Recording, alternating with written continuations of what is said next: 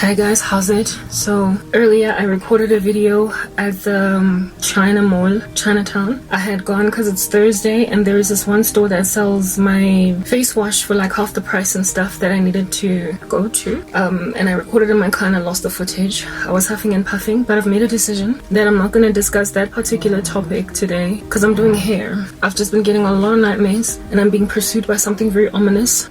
So I'm going to try and keep it calm and cool and just finish the hair series, and then the next series from this one is going to be the topic I was speaking about at the Chinatown. I guess God wanted me to separate them into different chats for his own purposes. I haven't been feeling well. I have a feeling it's like spiritual attack, spiritual war. I'm going through a lot, you guys. But anyway, I wanted to show you just what blessedness Christ has given me, what he has put me through. Okay, in terms of just getting everything I need very cheaply, I made a discovery of this particular Chinatown like store. I made a discovery by mistake. There was this one kojic acid face wash that my mom bought from there that I liked, and it had finished, so I went back to look for it and I couldn't find it. But in searching for it frenetically, I happened upon this particular store. So I never was able to locate my kojic acid face wash, but I was able to find much better things, so it's worked out for me. I've been using these products that I found there very cheaply for a month, and I believe there's results. But some of y'all might be like, really nothing has changed, but you know,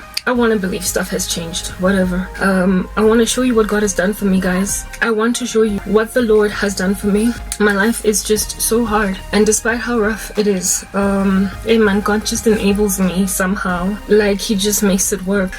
My hair, I intended to do it yesterday and the day before. I'm not getting around to it because I've been very stressed and sick, like physically. Spiritual war is having a field day with me. So last night, for instance, I slept at like 7 p.m. And woke up in the morning. The way I was so sick, I ate dinner and just slept. You know, I feel better today, but not 100%. Anyway, anywho, spiritual war. Yeah, I'm a woman basically on her deathbed, guys, and I just don't know why nobody sees that. That's some of the lament. My hair has grown ever since putting it in this particular hairstyle, but we want to bring it down. I don't think I'm gonna do it today because I'm not 100%. Maybe tomorrow. But this whole series, I will collate it nicely together to give you the full result. You know how I'm trying to because of how I'm feeling today, my sickness, and because of the sorrow in my soul. It's because of stuff like this that makes me abandon my hair. And here it is that I've abandoned it for like 3 days without putting it in a protective style that's more protective than this, precisely because of sorrow and sadness and too muchness going on. So I then made a decision again that, you know what, we really need to give my hair a break. We need to take care of it in a way that despite anything that's happening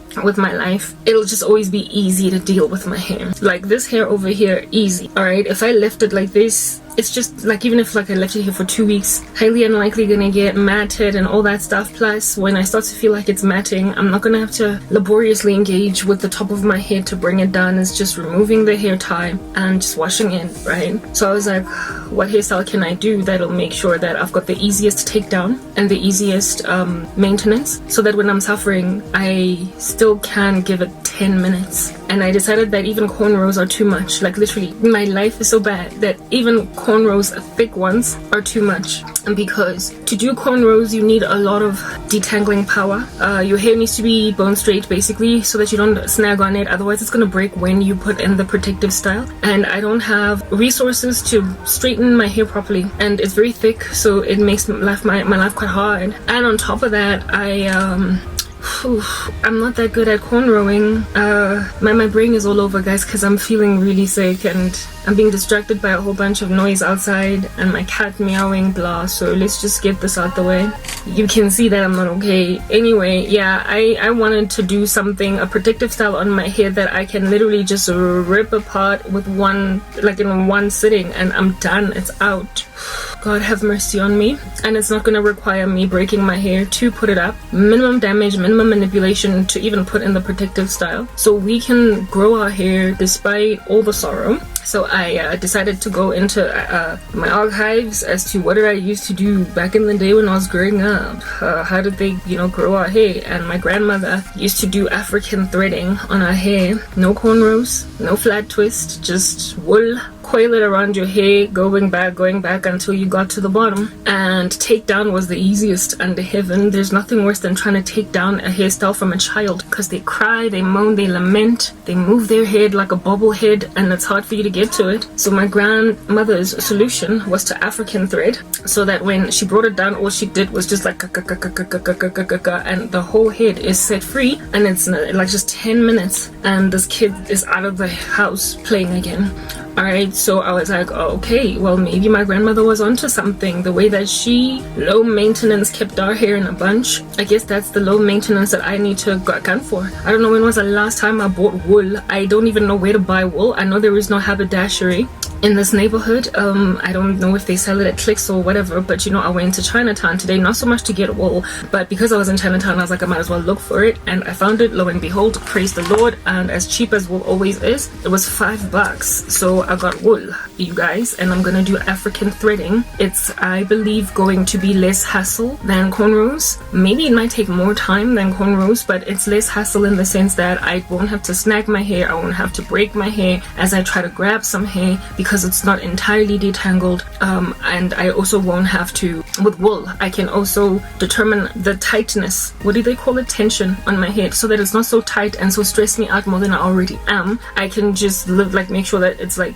a centimeter from where my hair starts, coil it from there, so there's no tension at all on my scalp, and just African thread. And that's something that I can leave for 6 weeks, which is my intention. And at the 6-week mark, instead of having to deal with sitting down and taking individual cornrows and then detangling, all I do is what my grandmother did, just pull the thread and first row down, second row, third row, however many rows I get.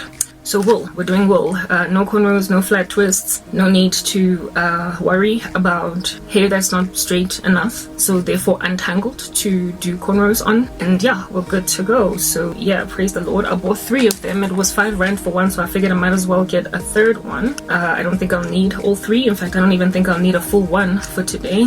But we're doing African threading. When am I gonna do it? I'm sick, guys. Literally, this is the 3rd day that I've been recording this series, because I'm just struggling to do everything in one bunch. I used to be a lot faster in doing things. I've become slower because I'm just going through too much. I'm going through too much. There is a lot going on in my life, and frankly, it's not comfortable.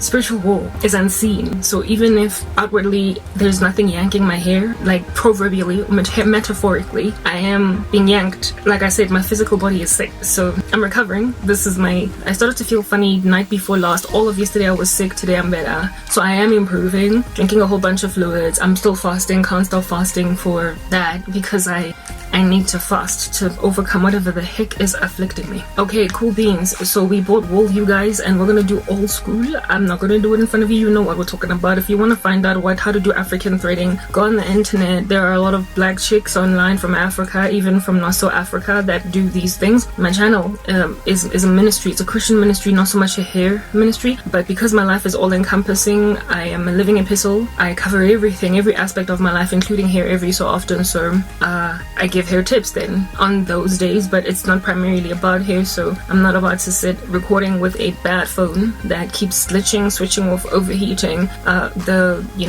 putting up of such a hairstyle as this. But I bet you know what I'm talking about. If you don't understand what African threading is, like I said, there's plenty of tutorials on YouTube. You can find that out, and it's, I think, easier than cornrows. You don't really need any skill. Just all you need to know how to do is to just coil, and you're good. And it's also a nice way to stretch your hair out. If it's better than, I think it's even better than twists to stretch out, or even a braid out. You just coil, sleep with it overnight, and like I said, you've got free reign to decide how tight you want it. And if you don't like tension, which most people shouldn't, because it does nothing for us, this is the way to go, because you can determine how tightly you wind this. Whereas with cornrows, sometimes you just can't help but make it tight. It's hard, especially when you've got natural hair. I'm sorry I'm breathing so much. I'm not feeling well. Okay.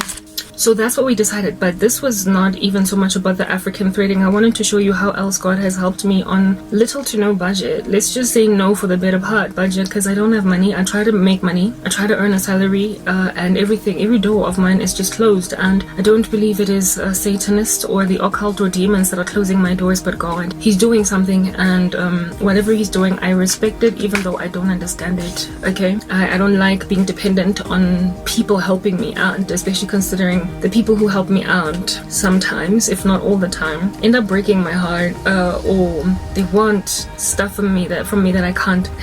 Look, whatever.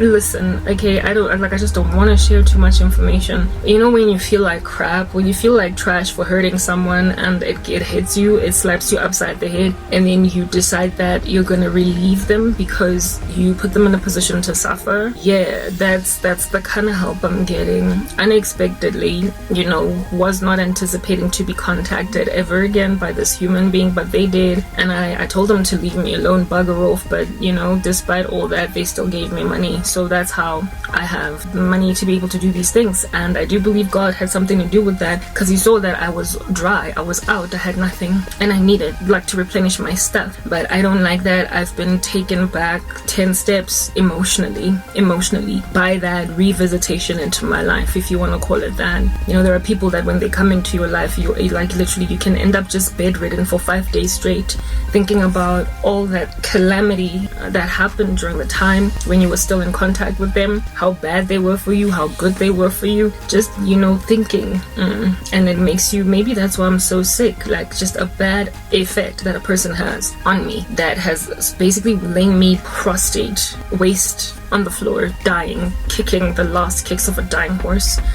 But I am gonna be okay. Yes, I've even stopped working. Like, you know, when somebody's just such a bad influence on you, such a horrible influence. Yeah, but they still have like a very, very strong effect. Kind of person to just make you curl up in some blankets for days on end, like just days before you recover, before you bounce back. Yeah, when a person does that to you, they have no business being in your life. Okay, anyway, whatever.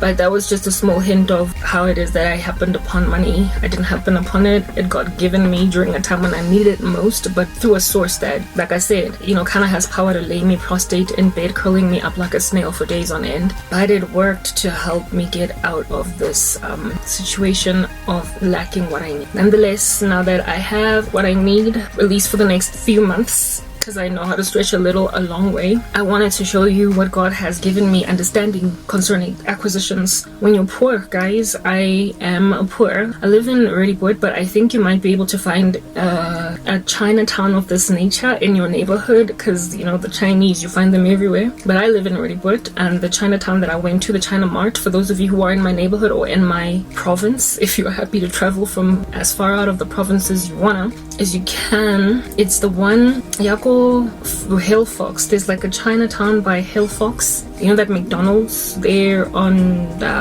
Hendrik Potgieter opposite? There is this like center that has food lovers market. It's got cash converters. It's got Midas. Yeah, there's a China Mart there. There is a store that opens only on Thursdays, Fridays, Saturdays, Sundays. The rest of the week they're somewhere else, and they have got world brands, guys, world brands that are the real deal, and they sell their stuff, these brands, these face products, for half the price, if not more than half sometimes. And I'm not kidding, I'm not joking. I'm about to show you what it is that I purchased that are world brands, and then other things that are, of course, Chinatown brands. In other words, they're made in the Chinese market. They don't necessarily have any brand clout, but they've worked for me. Quencat, what do you want? Please just give me peace. They've got brand clout. They don't have brand clout, but I experimented with them at the risk of getting the chubaba. That would be cloasma. And no, a month later, this is what I'm looking like. So I don't know if you can see the difference. I do. I look in the mirror and I see it. And I bought them El Cheapo, but The others are the real deal brands that are not El Cheapo concoction stuff. That's kept my skin clear. Not only clear, but you know, dewy, glowing, pop-in. I was gunning for glass skin. You know, that Korean glass skin random stuff. Well, I think I'm headed there. Well, like I see the difference in the mirror every morning when I wake up. So you guys might want to try it. Alright, so I've told you where the store is at. You can figure it out when you go to that China Mart. Walk in and ask them which store is open from Thursday to Sunday only, and they'll just point you in that direction. And when you walk in there, you're going to feel like you've arrived in heaven. It's unfortunate I have no talking relationship because of suffering, sorrow, persecution, and irresponsibility, frankly, with my little sister. We have no relationship, but she buys these Eucerin products for her face. Like she uses this Eucerin milk thingy-mabobby for her face wash and whatnot, and also certain hair products. And I went there and I found her particular face wash for a fraction of the price that she buys it for. I would have gone and told her, look, if you want to like buy this product of yours there, because it's like literally the real deal, but we don't have a relationship. So, and I don't even know how that happened, because I'm not the kind of person to not talk to people for months or years on end, but that's what persecution does, and that's what irresponsible parenting does. Yeah, anyway, whatever. So let me show you the ones that I got, and you're going to be thrown off your rockers, off your chairs, off your